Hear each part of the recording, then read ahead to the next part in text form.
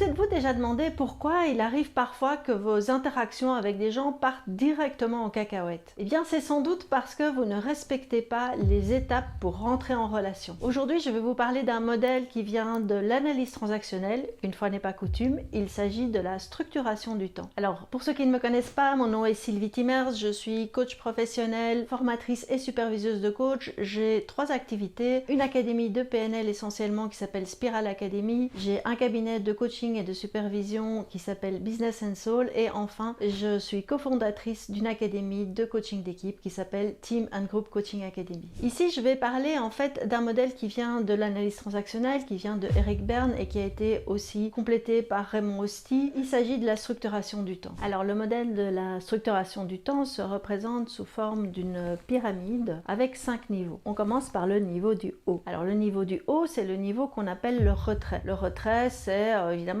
pas d'interaction, c'est seulement de l'interaction avec moi-même. Je peux avoir un retrait positif quand je lis un livre, je médite, je regarde un film ou quelque chose comme ça, je vais me promener, ou je peux avoir un retrait négatif ou quand je boude dans mon coin, mais en tous les cas, je n'ai de l'interaction qu'avec moi-même. Ceci étant dit, c'est quelque chose qui est vraiment important. Et il s'agit de se sentir d'abord bien avec soi-même avant de rentrer en relation avec quelqu'un. Le deuxième niveau juste en dessous, on l'appelle le niveau des rituels. Les rituels, c'est tout ce qui est interaction codifiée. C'est quelque chose d'extrêmement important et culturel. Donc c'est bonjour madame, comment allez-vous, merci beaucoup, etc. Ça n'attend pas vraiment de réponse, c'est totalement codifié et pourtant c'est vraiment hyper important. On remarque d'ailleurs l'importance des rituels quand les rituels sont absents, quand on vous tend la carte du restaurant sans vous dire bonjour, ou quand vous rentrez dans un magasin et qu'on fait pas attention à vous. Le troisième niveau, en fait, juste après les rituels, c'est ce qu'on appelle le niveau des passe-temps en français. En anglais, j'aime beaucoup le mot anglais qui dit small talks. Donc ça dit bien ce que ça veut dire, c'est toutes les conversations un petit peu légères, on va dire comme ça, qui sont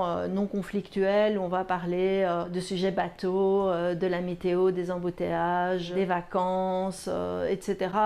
Et donc ce sont des conversations qui vont être un peu attendues, légères, superficielles. Ces discussions sont en fait pas extrêmement nourrissantes et en même temps elles sont extrêmement importantes. Moi j'aime toujours comparer ça un peu à, on s'accorde en fait, on crée, on se met au diapason de l'autre, on cherche des points d'accroche, des points communs, puisque les similitudes, le sentiment que l'autre est comme nous fait partie en fait des éléments de la confiance. Donc on va voir en fait, c'est comme un peu deux chiens qui se reniflent, ou comme quand on marche au pas, on va prendre ce temps-là pour créer, voir si énergétiquement il y a quelque chose qui se crée, sans prendre vraiment de risque relationnel, sans prendre le risque de se faire rejeter. On arrive au niveau 4, et ce niveau 4, c'est le niveau qui devrait être le plus présent, en tous les cas, dans l'univers professionnel, c'est ce qu'on appelle le niveau de l'activité. L'activité, c'est quand j'ai des interactions qui sont en fait organisées dans un objectif commun. Donc ça peut être de, je sais pas moi, construire une présentation à deux,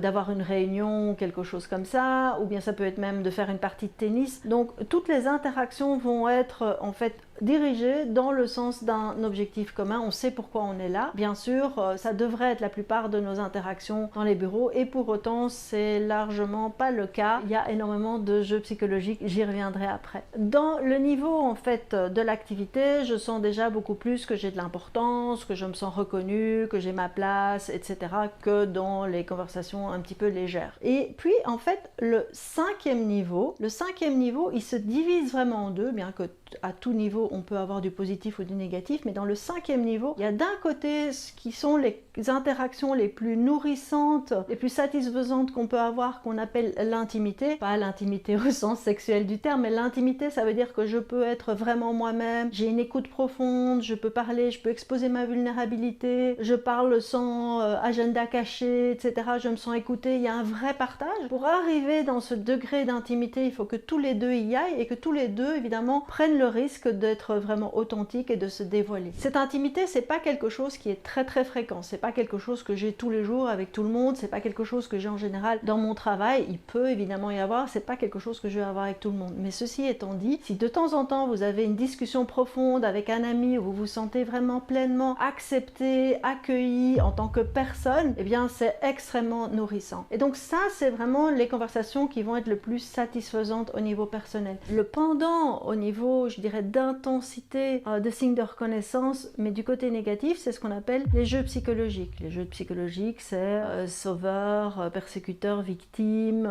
c'est tous ces jeux de pouvoir, etc., qui sont extrêmement présents, etc. Ça peut paraître bizarre de dire ça, mais c'est vrai que quand on a ce sentiment de « Ah, je l'ai bien eu », eh bien, on a aussi ce sentiment vraiment de se sentir valorisé, d'exister, etc., même si c'est extrêmement négatif. En fait, bon, alors, ce modèle, il est assez facile à comprendre. Il y a d'ailleurs une gradation de signes de reconnaissance. Plus on descend, plus on va avoir de signes de reconnaissance, positifs ou négatifs. Il faut savoir que Eric Berne explique très bien qu'on a soif de signes de reconnaissance au même titre quelque part qu'on a soif de nourriture, d'eau, de sommeil, etc. C'était vraiment un des besoins fondamentaux d'un humain qui va expliquer beaucoup des comportements. Et bien sûr, dans le retrait, j'ai que la reconnaissance que je me donne à moi-même. Dans les rituels, bah, j'en ai peu. Bonjour madame, bon, c'est pas vraiment ça qui va me nourrir. Dans les passe-temps, j'en ai un tout petit peu plus, mais c'est aussi assez léger. Je commence à me sentir vraiment plus importante, à avoir vraiment ma place quand j'arrive dans l'activité, et dans l'intimité, ils sont vraiment très forts. Il faut comprendre que dans les jeux psychologiques, ils sont aussi très forts, parce que je peux me dire « Ah, je l'ai bien eu, ah, j'ai... »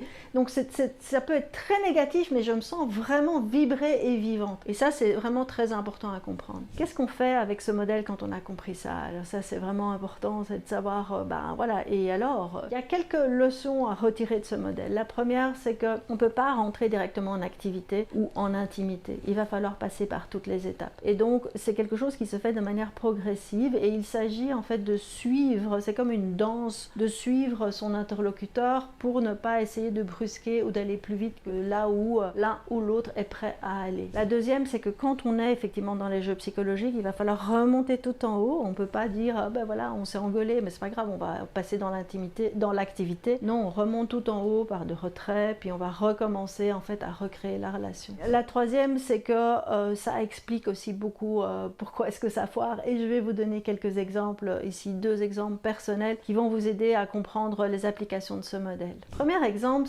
ça date d'il y a quelques années, ces exemples-là, du temps en fait où j'ai appris ces modèles-là, et je me suis rendu compte que dans ma relation avec mon mari, ça partait très souvent en cacahuète, toujours un petit peu dans le même contexte. Et donc le contexte, c'était à cette époque-là, mon mari voyageait énormément, il partait en général 2 semaines de suite aux États-Unis, et il aimait bien que je vienne le chercher à l'aéroport quand il arrivait le samedi matin à 8h, c'est super gai, et il voyait sans doute un signe d'amour, etc.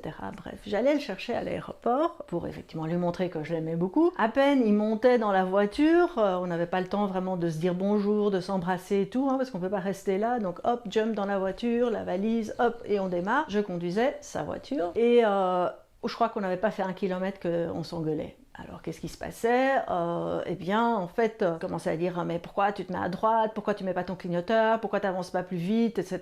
Et moi, je me sentais agressée, et donc je commençais à dire ah ben si ça va pas, t'as qu'à conduire toi-même ta voiture, ou tu peux prendre un taxi pour rentrer. Bref, dispute de couple, ça montait comme vraiment un bouchon de champagne comme ça, pouf, vraiment directement. Et en fait, je me suis rendu compte que quand j'allais le chercher, moi j'avais des attentes vraiment de renouer une relation de qualité. Et pour construire cette relation de qualité, lui qui venait de passer la nuit dans l'avion, d'abord il n'était pas du tout disponible et prêt pour ça, sans doute fatigué, tendu, etc. Donc on n'était déjà pas du tout au diapason, je dirais, au niveau énergétique. Donc quand j'ai compris ce modèle, j'ai compris que, j'ai commencé par ne plus aller le chercher à l'aéroport, parce que aussi moi j'avais un sentiment de me sacrifier pour lui, ce qui commence assez mal, hein, parce que je suis déjà en demande d'une forme de reconnaissance extrême, de m'être sacrifiée pour lui, c'est déjà pas très sain, parce que j'avais pas tout à fait envie d'y aller. J'avoue ça. Lui était fatigué. Donc qu'est-ce qui s'est passé après? Il rentrait tout seul, et puis je me suis rendu compte qu'il avait besoin de retrait. Donc il avait besoin de défaire sa valise, aller dans son bureau, envoyer les mails qu'il avait préparés dans l'avion, etc. Prendre une douche, changer. Donc besoin vraiment de se réapproprier son terrain, de atterrir vraiment dans la maison. Ensuite, qu'est-ce qu'on faisait? On avait des petits rituels. Donc on se retrouvait dans la cuisine pour prendre un petit thé. Hein, donc ça, c'était une forme de rituel. Comment ça va? Puis une conversation de passe-temps, une conversation discussions, est-ce que tu as pu dormir dans l'avion, est-ce que les pizzas d'American Airlines sont toujours aussi dégueulasses, enfin plein de petites discussions comme ça qui sont pas vraiment très intéressantes, mais qui créent en fait, permettent vraiment de trouver cette modulation où on arrive sur la même longueur d'onde. Ensuite, on avait une discussion un petit peu plus technique. Est-ce que le plombier est venu? Est-ce que tu as pu appeler le chauffagiste? Qu'est-ce qui est prévu ce week-end? Là, on est dans les activités. Pour ensuite seulement commencer à dire comment est-ce que tu te sens, comment est-ce que tu as vécu cette semaine, qu'est-ce qui est important pour toi, et avoir une discussion beaucoup plus nourrissante. En fait, quand on rentrait en interaction comme ça, on rentrait, mais bouf, directement dans les jeux psychologiques où moi je me sentais sauveuse, je le trouvais persécuteur, blablabla, bref, ça partait en vrille directement. Je vais vous donner un deuxième exemple aussi dans ma vie personnelle. C'est un exemple où à l'époque, toujours il y a un paquet d'années de ça, mes enfants étaient en garde alternée entre leur père, chez leur père et chez moi, une semaine sur deux. Et ils revenaient le dimanche soir, pour moi c'était la fête, je revoyais mes petits chéris, etc. Donc qu'est-ce que je faisais? Un super dîner, je faisais même des desserts et tout ça, et je mettais la table, et donc j'attendais quelque chose d'extraordinaire, Noël tous les dimanches, donc chouette, non, un dimanche sur deux. Et puis quand ils arrivaient à la maison, la première chose qu'ils faisaient, c'est qu'ils montaient dans leur chambre. Et moi j'étais vraiment... je me sentais super mal, je me sentais niée, je comprenais pas du tout. Et ils commençaient à aller dans leur chambre et à chipoter, et puis seulement après à descendre, et puis après, après on a compris ça, donc de créer des rituels où on commence par prendre un verre, discuter, les écouter, passer du temps pour discuter de tout et de rien, qu'est-ce que tu as fait ce week-end, etc. Donc les passe-temps. Et puis seulement on pouvait rentrer dans l'activité, parce que vous pensez bien que si vous voyez vos enfants après une semaine, tu lui dis « t'as eu tes points en maths ?» Ça va pas bien passer, hein, donc du coup, voilà, et cette manière en fait de rentrer progressivement est vraiment extrêmement importante. Alors, il y a plein d'autres applications de ce modèle-là et j'aimerais continuer encore. J'essaie que mes vidéos soient assez courtes. Donc je vais donner encore un autre exemple par rapport à ça. Il m'arrive très souvent dans les coachings de leaders, de managers, etc. d'expliquer. Donc il y a tous ces hommes d'affaires qui sont pressés et qui veulent rentrer dans les réunions de manière directe et d'aller directement dans l'activité. Et en général, ça se passe très mal. Ça commence par les jeux de pouvoir, etc. Et c'est la raison pour laquelle c'est tellement important d'avoir des rituels, de prendre un petit café, puis un petit chat comme ça, et puis de faire un tour de table par exemple pour demander à chacun dans quelle humeur il est à ce moment-là, et voilà, et de rentrer de manière progressive. Pour certains managers pressés, ça semble une perte de temps, et je peux vous assurer que ce n'est pas du tout une perte de temps, mais plutôt une garantie de qualité de productivité qui sera nettement meilleure que si on essaye de passer directement en activité, et en fait ça va virer directement dans les jeux psychologiques. Alors je ne sais pas ce que vous allez faire de ce modèle. Moi je trouve qu'il y a énormément d'applications aussi bien dans la vie personnelle que professionnelle. Je vous invite à observer la prochaine fois que vous rentrez en relation avec quelqu'un, que ce soit avec un collègue ou avec un ami, un client, et j'attends vraiment avec impatience de lire vos commentaires en dessous de cette vidéo, et moi je vous retrouve tout bientôt pour une nouvelle vidéo. Ciao!